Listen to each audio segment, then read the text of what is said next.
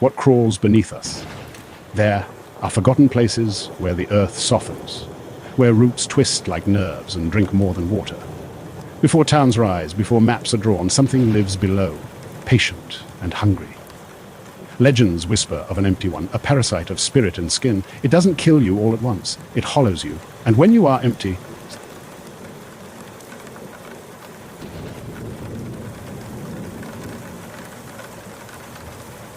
the emptying what crawls beneath us there are forgotten places where the earth softens, where roots twist like nerves and drink more than water. Before towns rise, before maps are drawn, something lives below, patient and hungry. Legends whisper of an empty one, a parasite of spirit and skin. It doesn't kill you all at once. It hollows you. And when you are empty, something else wears what's left. The campfire, dare 5 friends hiked deep into Carbon Hollow Forest during the last weekend, before college move-outs. Caleb, scruffy and sarcastic, always filming. Sasha, smartest and most skeptical. Donnie, big laugh, linebacker shoulders. Arya, anxious but loyal, Caleb's girlfriend. Eli, quieter, thoughtful, artistic, the type who noticed shadows too long. Their packs hit dirt at dusk beside an abandoned ranger outpost. The roof sagged, paint peeled, windows blind. The trail was legal. The structure was not.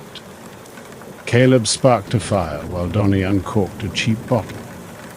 Eli felt watched. Wind tangled itself around branches. No crickets, no birds. Only the crackle of burning pine and the occasional pop of sap.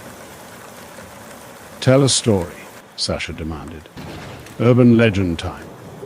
Donnie grinned. Ever hear about the skin takers? Arya groaned. No native mythology, please, not that. Donnie waved her off. This is local, my grandpa told me. Said a sickness took miners down here, made them shed their skin like snakes.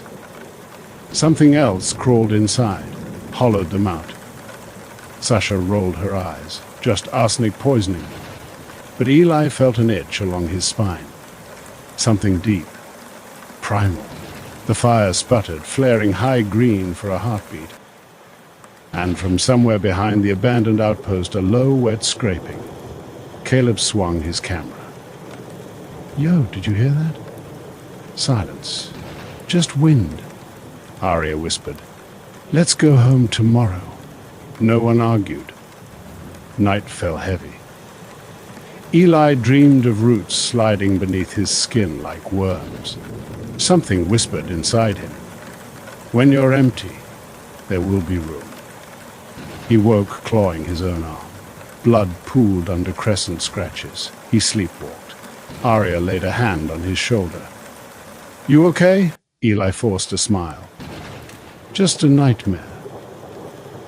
But beneath his sleeve, skin pulsed. Like something new morning dew clung thick as mucus. Sasha insisted on filming the outpost for laughs. They found a rusted door beneath the floorboards leading down. Wood cracked open.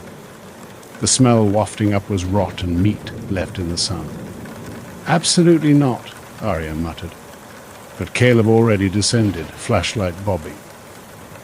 Eli followed last, heart pounding. The basement walls were carved with spirals. Wrong spirals, tightening inward endlessly. Skin hung like wallpaper, stretched and dried. Human? Hard to tell. In the center, a hollow stump fragment roots twisted into a mouth shape. Black resin oozing. Its surface pulsed. Donnie touched it, and something bit him. He screamed, yanking back a bleeding hand. Something dark burrowed beneath his skin, writhing. They fled. Outside, dawn bled pink across trees. Donnie shook off the pain. Just infection. But Eli saw the wound glow faintly. Veins darkened, branching like roots. By afternoon, Donnie's laughter curdled. He watched his friends like prey. Voice rasped. Veins crawled up his face. Sasha pointed a knife. "We need to get you to a hospital." Donnie smiled, lips cracking. "Don't worry. It's just growing." "What is?" Caleb asked. "Room." He vomited clumps of black moss. It moved. They ran. Night again. Cold. Donnie disappeared. Branches snapped. Something heavy circled the camp. Eli held his breath. As a shape lurched past the firelight, a man bent wrong, arms too long, skin hanging loose. Donnie's voice, layered and wet, drifted. Which skin should I wear next? Something launched into camp, screaming. Caleb swung a hatchet blindly. It glanced off cartilage. Donnie shrieked no. It shrieked, more voices than one. It dragged Sasha into trees. She fought, kicking, sobbing. Eli gave chase, lungs burning. He found her pinned against a trunk, Donnie's jaw distending, teeth growing backward. "Help me!" she begged. Eli swung a rock until Donnie collapsed. But his skin peeled like wet parchment, revealing something white and boneless beneath. Sasha vomited, trembling. "We have to go." They made it back to camp broken. Arya examined Eli's arm. "You're infected too, aren't you?" Under his skin, something spiraled, like roots tightening. He lied through clenched teeth. "I'm fine," Caleb whispered. "We can't leave Sasha alone." But Sasha already vomited black moss. She looked at Eli through tears. "It's in me." Her pupils narrowed into slits. Jaw clicked. She begged, "When I change, kill me," Eli promised. He regretted it. Sasha changed first. Bones bent like wet branches. Fingers sprouted hooked claws. She lunged at Caleb. Arya tackled her off him, screaming. Eli grabbed the hatchet. He whispered, "I'm sorry," and swung. Sasha's head rolled. Her body convulsed, then stilled. Caleb sobbed. Arya whispered, "What is happening?" Eli didn't answer. His arm pulsed, they fled. Forest turned labyrinthine. Trees leaned inward. Caleb limped, bleeding. "We're near the highway, just keep." Branches snapped behind them. The voice of Sasha called gently, perfectly, but from the wrong throat. "Guys, wait, please. You forgot me." Caleb nearly turned. Eli stopped him. "That's not her." The mimic stepped into clearing wearing Sasha's skin like a coat, seams wriggling. It tilted its head. Arya screamed. They ran. They crashed into an abandoned logging cabin, barricading doors with furniture, outside sniffing, scraping, whispers, empty, empty, empty. Caleb wrapped his leg. Arya loaded flare guns she found. Eli's skin crawled. Literally. Something shifted beneath it. Caleb stared. "Eli, you're changing." Black veins webbed his neck. His voice layered when he spoke. "We fight." More footsteps outside. Multiple. Donnie's voice mixed with Sasha's. Others. A chorus. "We are so hungry." Wood splintered. Claws pierced. Arya fired a flare, burning faces, melting stolen skin. Creatures shrieked. Caleb swung an axe, sobbing. Eli's hand hardened, skin cracking. Bone jutted into a blade shape instinctively. He slashed, beheading one. Arya stared. "Eli, what are you?" Eli whispered, terrified, changing. They sprinted back toward the basement. Eli led instinctively, pulled like a puppet. In the basement, roots from the stump pulsed with heartbeats.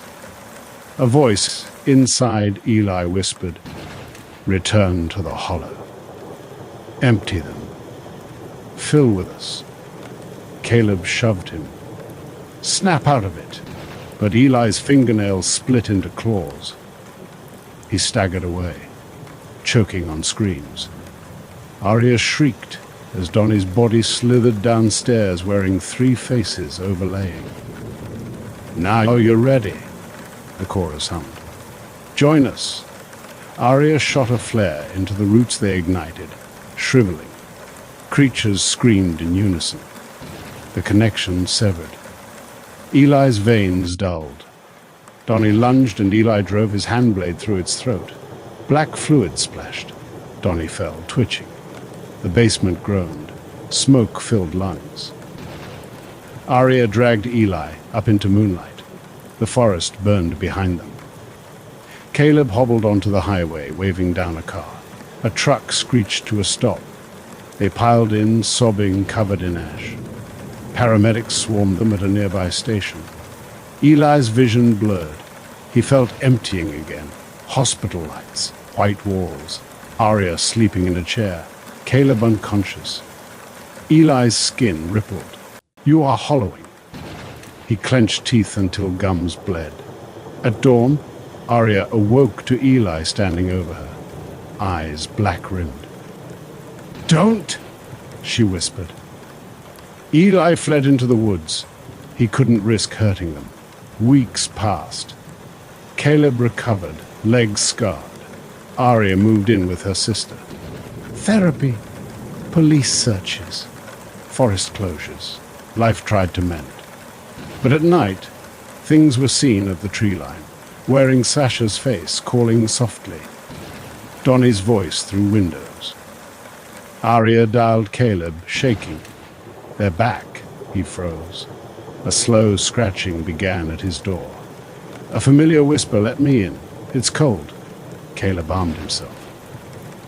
When the knocking stopped, he breathed relief, until he heard footsteps inside. Caleb didn't make it 2 weeks. His neighbors heard screams.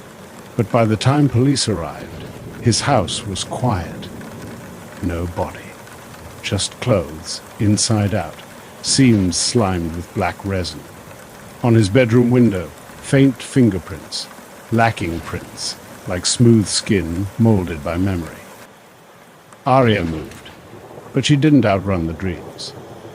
Some nights, she woke convinced someone was wearing her mother's voice just outside her door. "Honey, open up. It's cold out here." She never opened. Great Hollow Forest was sealed with chain link, motion sensors, and security patrols after hikers vanished. Locals protested, tourism mattered, but state officials remained firm. Too late. Something had already left, 40 miles away. In a county EER, a homeless man was admitted complaining of roots in his veins. Doctors chalked it up to hallucination. But overnight, black filaments threaded under his skin, tightening like netting. Something moved beneath his ribs.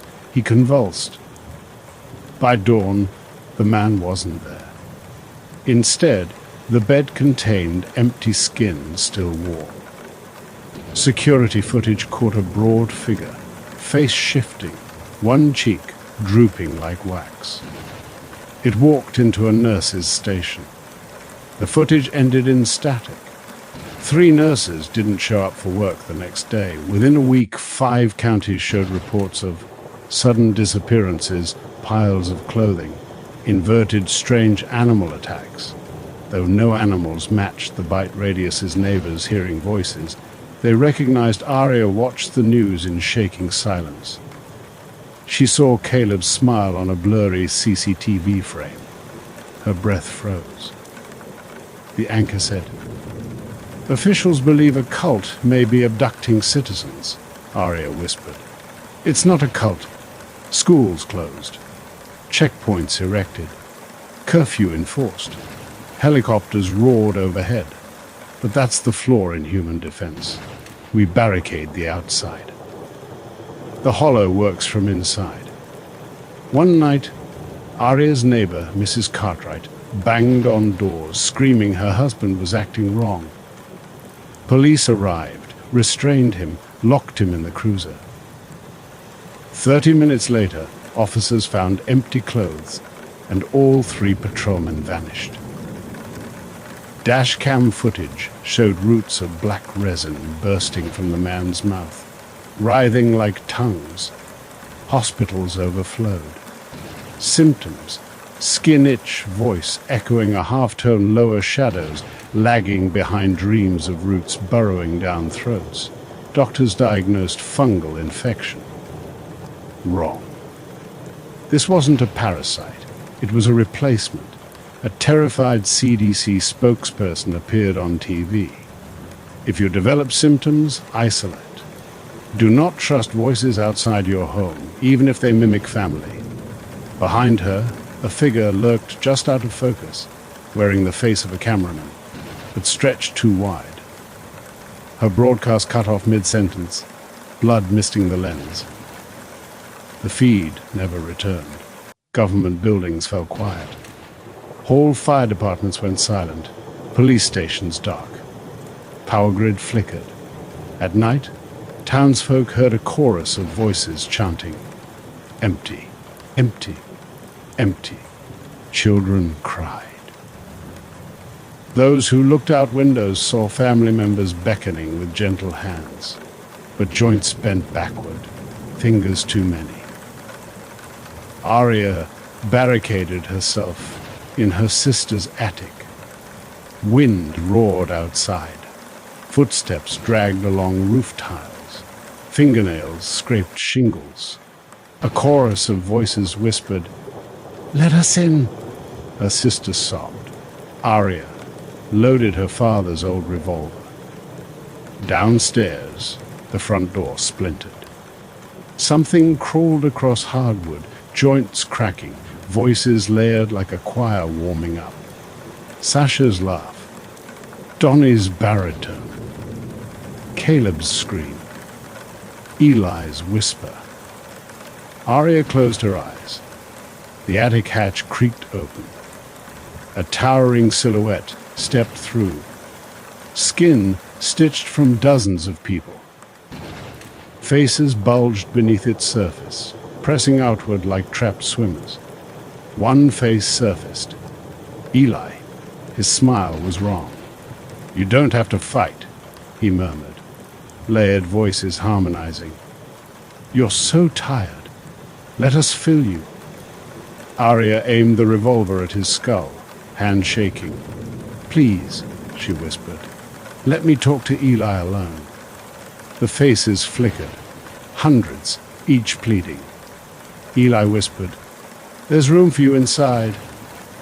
Aria fired. The bullet punched through flesh, but the hollow doesn't keep brains. The creature didn't fall. Its smile widened. Skin split. Aria screamed as it swarmed forward. Within 3 months, the town vanished from maps. Borders expanded. Infection tracked through interstate rest stops, grocery stores, schools. No one noticed until too late. Those who escaped quarantine carried voices inside them. Skin twitched. Hair knotted into black resinous strands.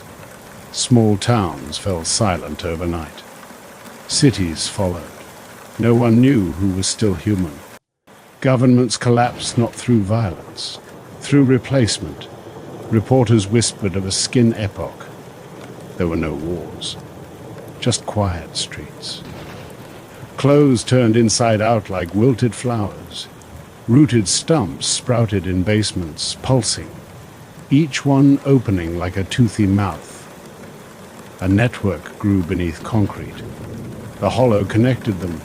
People disappeared, and the world went calm, terrifyingly calm. The last broadcaster survivor broadcasts from a bunker. If anyone can hear this, don't answer voices outside. Don't trust familiar faces. Burn your own skin if it itches. Dig out black roots before they spread. They want you empty. They nest inside you. Oh God, I hear someone at the feed cuts. Static. Then voices whisper from radios worldwide. There's still room. Static. Just one more. Static. Join us. Silence. The world is hollow now. And hunger has new skin.